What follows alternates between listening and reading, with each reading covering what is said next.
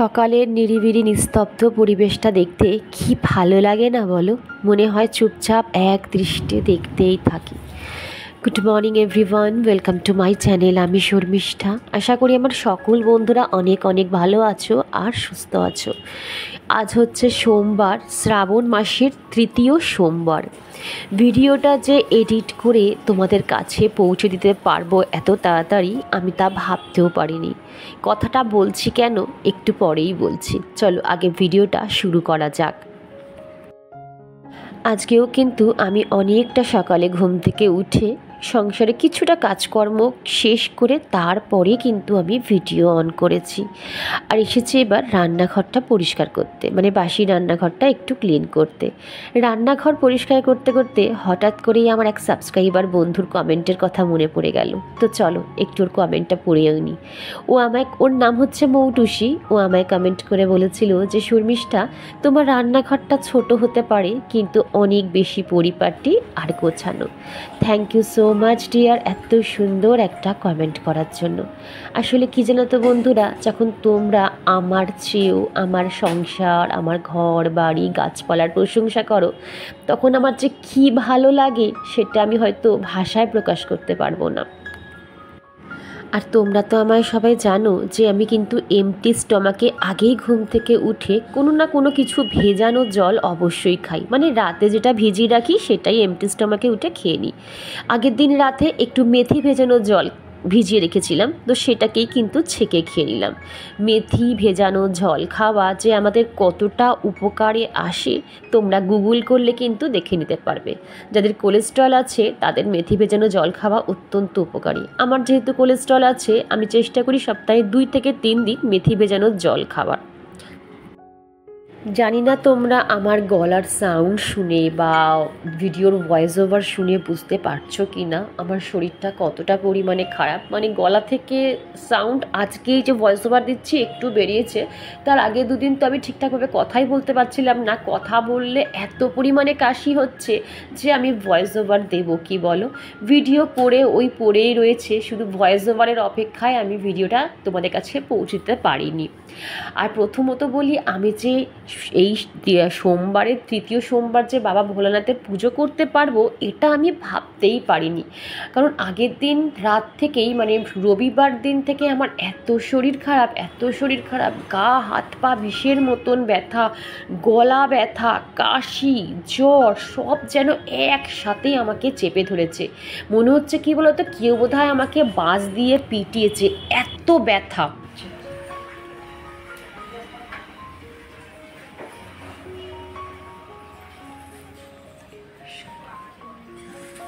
একদম ঠাকুর ঘর কিন্তু পরিষ্কার করে দিয়েছি।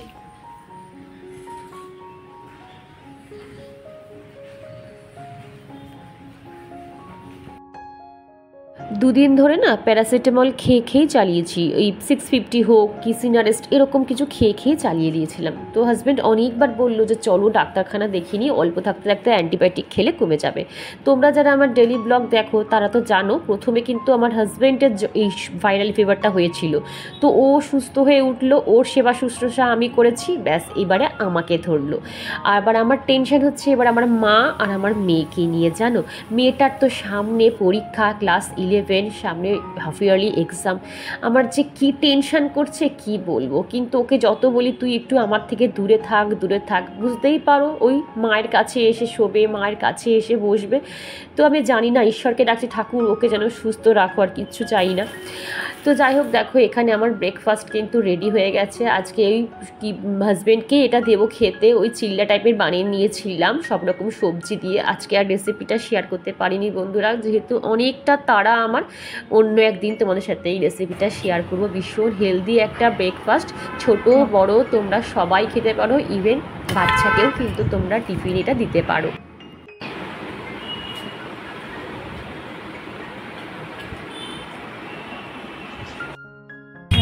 দেখি ছাদে গিয়ে ফুল হলো কিনা। আর এই দেখো তোমরা কি অপূর্বভাবে ফুটেছে ফুলগুলো, দেখো 4খানা একসাথে। আর এখানে কিছু দেখো, এই দেখো এখানে কিছু লাল ছোট ছোট কি পোকা বলে জানি না, কালকে দুপুরবেলা বিকেলবেলা সব গাছে আমি ফাঙ্গিসাইড স্প্রে করে দিয়েছি। এখানে 4খানা আছে, স্প্রে করে দিয়েছি জানো। আর এখানে কিছু লক্ষ্মী জবা আছে, এই যে ছোটো ছোটো লক্ষ্মী জবা আছে, আর তেমন জবা ফোটেনি। এই পাশটা পুরোই ফাঁকা। এই কাগজ ফুলের গাছটা যে আমার কী হলো কে জানে। তো এই হচ্ছে, দেখেও কিছু নেই। এই দেখো টবগুলো সব উল্টে দিয়েছি, দেখেছো? জল জমে তো গাছ মরে যাচ্ছে আমার, সব টব উল্টে দিয়েছি। আর এখানে তোমার সব অ্যালামুন্ডাগুলো রয়েছে, আর ওই পাশটায় একটা লাল জবা আছে ওই যে।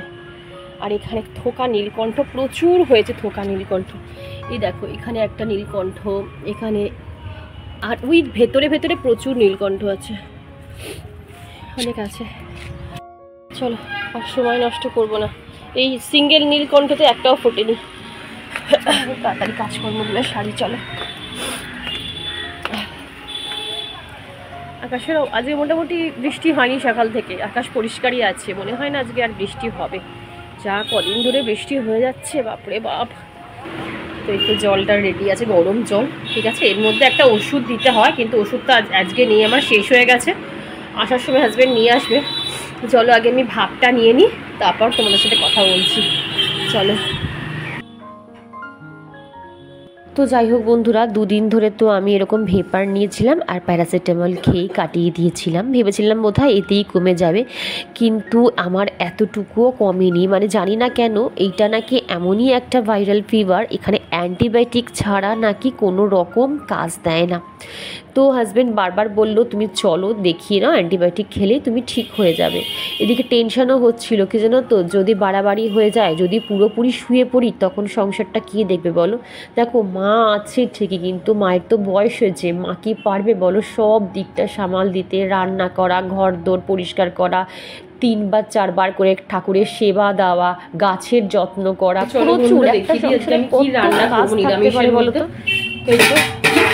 ভাতের চাল ভেজানো আছে, একটু পরে অন করব। আর এখানে প্রেসার কুকারে বসিয়ে দিয়েছি, কারণ করব এখন মুগের ডাল। এই যে মুগের ডাল দিয়ে, আর এখানে লাউ আছে, লাউটাকে সেদ্ধ করে নিয়েছি। আর এখানে দেখো মটর ডাল ভিজিয়ে রেখেছিলাম আগের দিন রাতে, এই মটর ডালের বড়া দিয়ে লাউয়ের ঘন্ট করব। আর ওল সেদ্ধ দেব, আর মেয়ের জন্য আলু ভাজা দেব। আর দেখি মেয়ের কিছু যদি বড়া খায়, তা 2টো বড়া, মটর ডালের বড়াকে ভেজে দেবো, শুকনো শুকনো খাবে ডাল দিয়ে। এই হচ্ছে ব্যাপার, আর কিছু করবো না।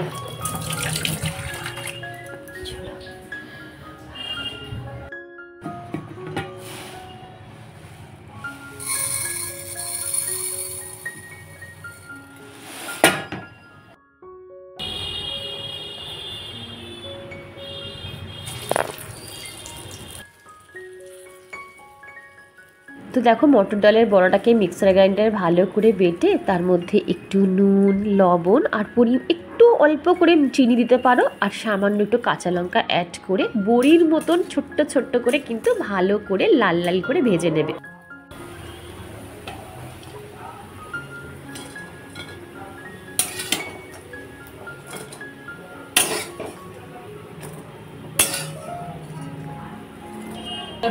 মেয়ের জন্য আলু ভাজা হয়ে গেছে, আর এই যে বড়াও এখানে হয়ে গেছে। আর এই শুকনো এই ফোড়ন দিয়েছি সাদা জিরে, আর কিচ্ছু দিইনি। কালকে লাউটা কাটা ছিল বলে না একটু কালো কালো হয়ে গেছে।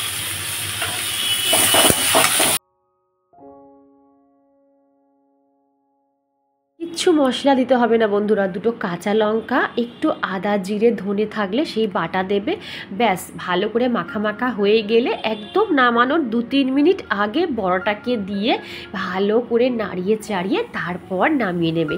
আমার কথা মতন তোমরা যদি পারো একবার অন্তত নিরামিষের দিনে এরকম মটর ডালের বড়া দিয়ে লাউ ঘন্ট খেয়ে দেখবে, ব্যাপক খেতে লাগে। হ্যাঁ, অল্প একটু কিন্তু চিনি অবশ্যই অ্যাড করো। বন্ধুরা, আমার কিন্তু রান্না বান্না কমপ্লিট হয়ে গেছে, আর আমার এখানে স্নানও কমপ্লিট হয়ে গেছে। তো এখন যাব আমি পুজো করতে। ভেবেছিলাম শাড়ি পরবো, কিন্তু বিশ্বাস করো আমার শরীরে এতটুকু এনার্জি নেই যে কোনো কিছু পরি। হাতের সামনে মনে হচ্ছিল যা কিছু থাকে সেটাই পরে নিই। আমাকে এক মৌসুমি দিই বোধহয় আমায় কমেন্ট করে বলেছিল যে শর্মিষ্ঠা, তুমি ডট অ্যান্ড কি নাইট জেলটা কি তুমি নিজে ইউজ করো? হ্যাঁ গো দিদি, আমি ডট অ্যান্ড কি নাইট জেলটা নিজে নিজেও ইউজ করি, ভীষণ ভালো। যাদের অয়েলি সেন্সিটিভ স্কিন তারাও ইউজ করতে পারো। আর এখন যেহেতু গরমকাল, তো গরমকালে না বেশি মোটা জাতীয় ক্রিম না রাতে মেখে শোয়া যাচ্ছে না, প্রচণ্ড সোয়েট হচ্ছে। তো এটা যেহেতু একদম লাইট একটা জেল, এটা তোমরা সবাই কিন্তু ইউজ করতে পারো। তো আজকে ভাবলাম যে আর কোনো কিছুই সাজবো না, ভালো লাগছিল না, বিশ্বাস করো। তো কাচের চুড়িটা তো পরতেই হবে, এটা না পরলে নয়। পরপর সব কটা দিনই পরেছি, তো আর দুটো সোমবার, তো আজকে দেখো এই কাচের চুড়িগুলো আর একবার করে পরে নিলাম। আমি তো বলেইছি যে শুধুমাত্র সোমবার করেই আমি সবুজ চুড়িগুলো পরি, তারপর আবার খুলে রেখে দিই। তো এই তো চলো, আমার এখানে চুড়ি পরা কমপ্লিট হয়ে গেছে, এবার ঠাকুর ঘরে যাওয়া যাক।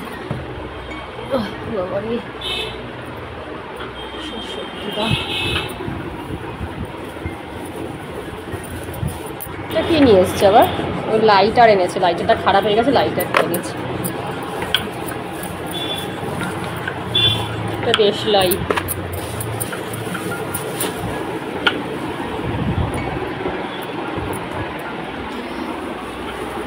সব গঙ্গা জল ছিটাবো আগে।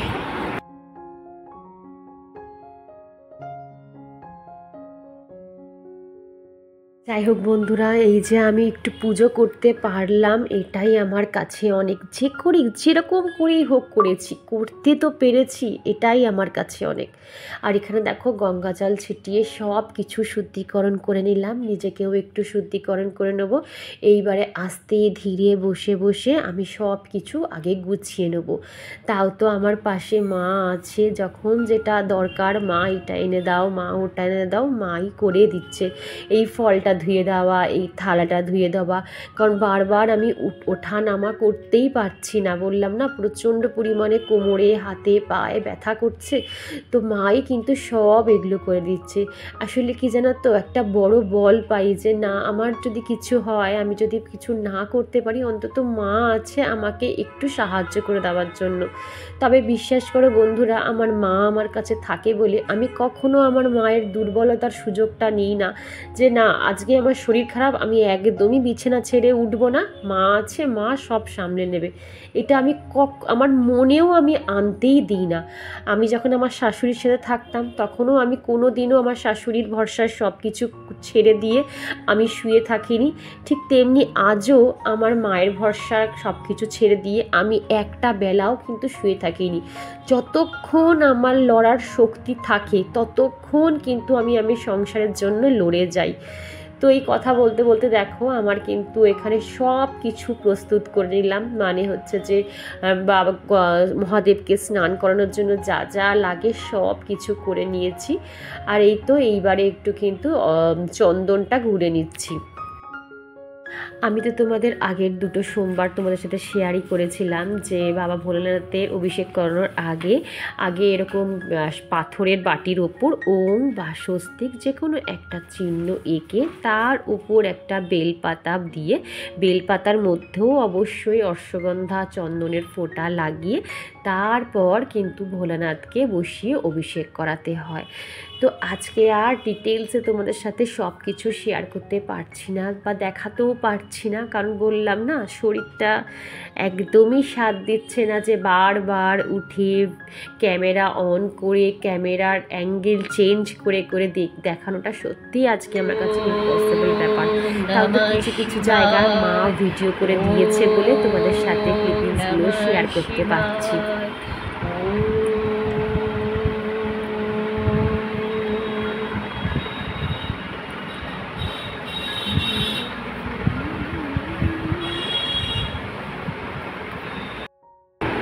ওম নমঃ শিবায়, ওম নমঃ শিবায়, ওম নমঃ শিবায়। ভয়ঙ্করী মহারুদ্রী মহাভয় বিনাশিনী ইতি ব্রহ্মজামলে ব্রহ্মনারদ সংবদে আত্মাস্তং সমাপ্তং। নমঃ শিবায়, ওম নমঃ শিবায়। সনাতনী গুণাশ্রয় গুণাময় নারায়ণী জয়ন্তী মঙ্গলা কালী ভদ্রকালী কপালিনী দুর্গা শিবা ক্ষমাকে পরমেশ্বরী সর্বনন্দ করে দেবী নারায়ণ নমস্তে। ও তুমি সর্বকাজ করো সঞ্জীবন আনালে বাঁচার লক্ষণ, রঘুনাথ দিল তোমায় আলিঙ্গন দান। কহিলেন তুমি ভাই ভরত তোমারও কৃপায় রাম রামায়ণ আছে তব নিকটেই, তোমার ভজন কইলে রামকে পাহিবে, জনমে জনমে তার দুঃখ বুঝে যাবে, অন্তকালে পাবে সেই রামের চরণ। এই সার জয়।